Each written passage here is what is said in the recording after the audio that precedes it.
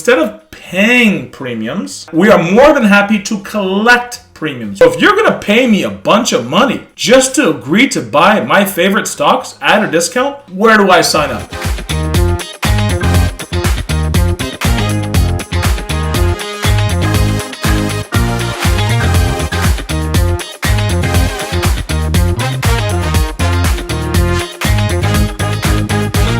Hey guys, Omar Khan with Theta Trading. Welcome to today's video. I hope you guys like it. If you're interested in financial literacy and financial freedom, please consider subscribing to our channel. Hit that like button and hit that notification bell for new videos. Let's get on with the video.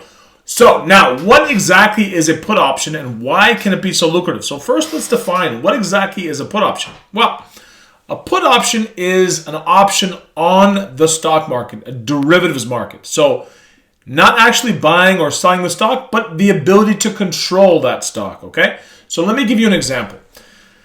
A put option is generally when someone wants to buy insurance on a stock, okay? Now, for example, let's say I own Apple shares at $100, okay? And I bought them at $50, and now they're up to $100 a share. Okay, great.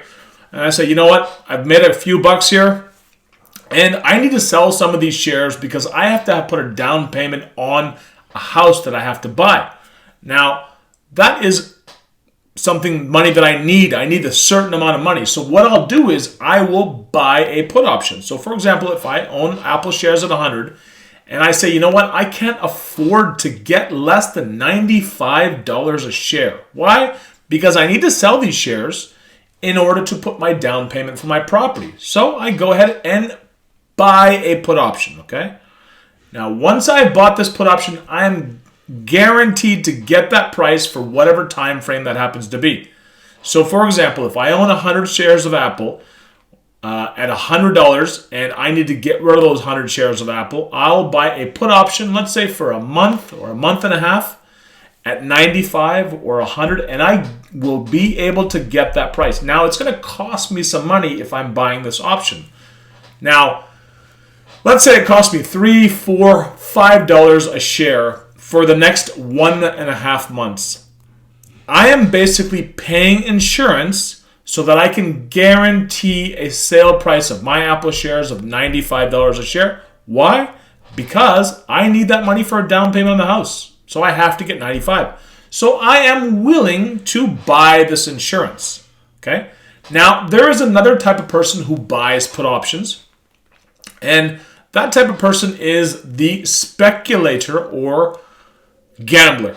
Now, it might seem kind of crazy. Why would you buy a put option? Well, if you're not intending to sell any stock that you own, well, that oftentimes you are speculating on the direction of a stock. And that might work out in your favor, and it may not. But the odds are heavily stacked against you. Now, let's talk about why.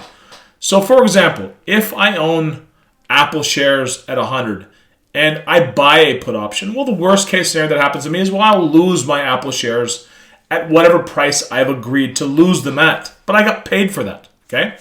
Now, if I'm buying an option, not selling an option, but buying an option, and let's say I buy that exact same option.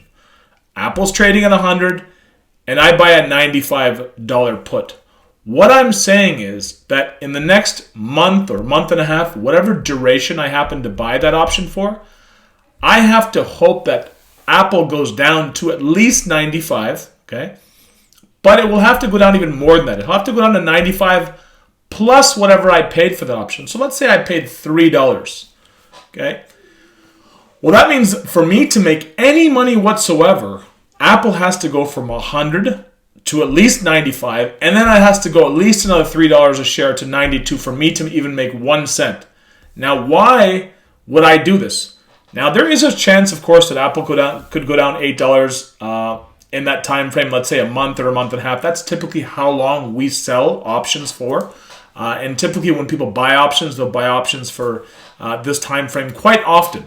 So let's say, for example, Apple doesn't go and stay below $95 in this time frame. Well, the person who bought that put will lose all of their money.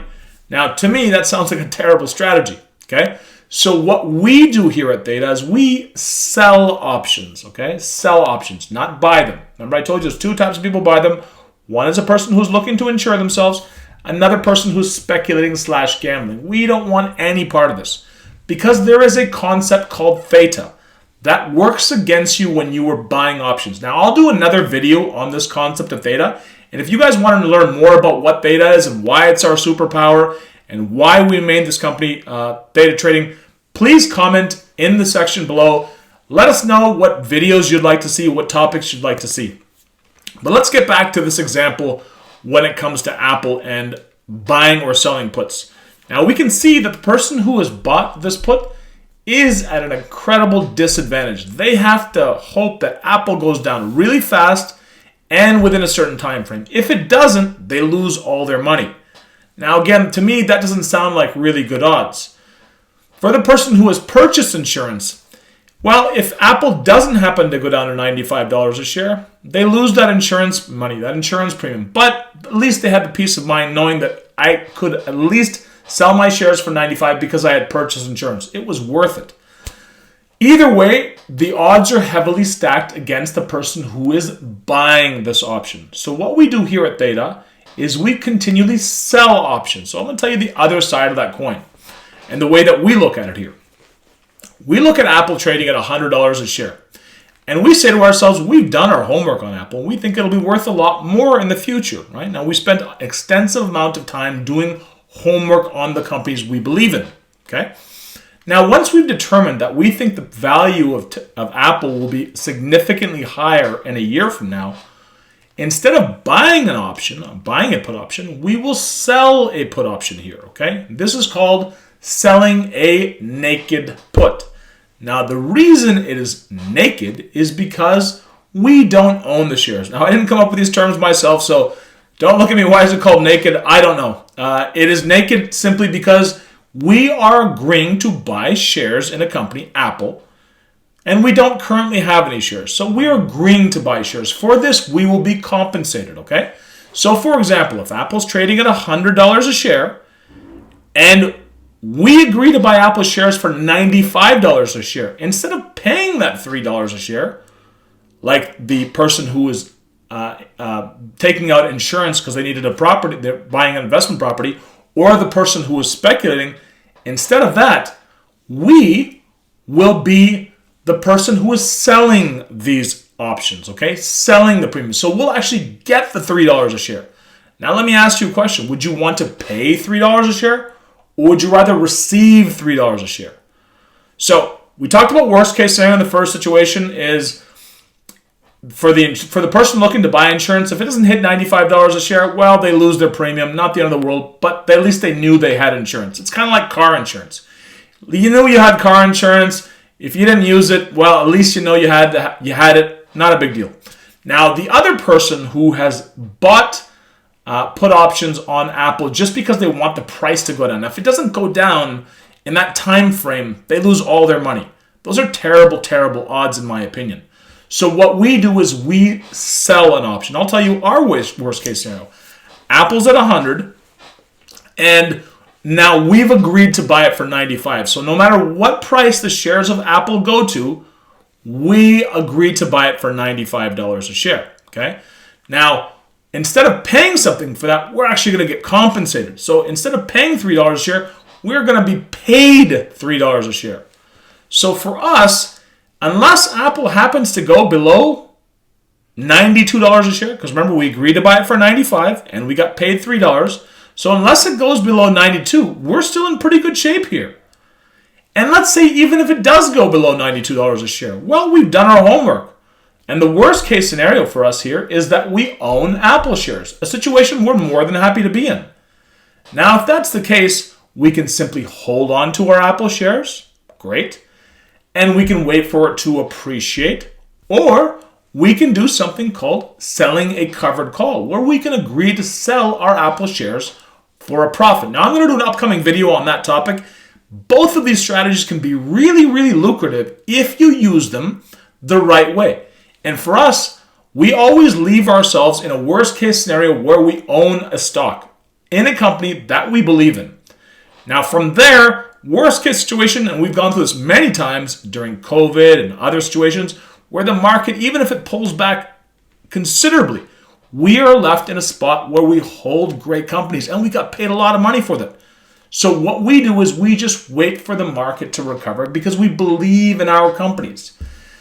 Now, ultimately, what drives a stock price up or down long term, and I think Mr. Charlie Munger said this best, in the short run, the stock market is a popularity contest. And in the long run, it's a weighing machine. Now, what he's referring to being a weighing machine is, in the long run, companies are priced based upon the amount of money they make or don't make.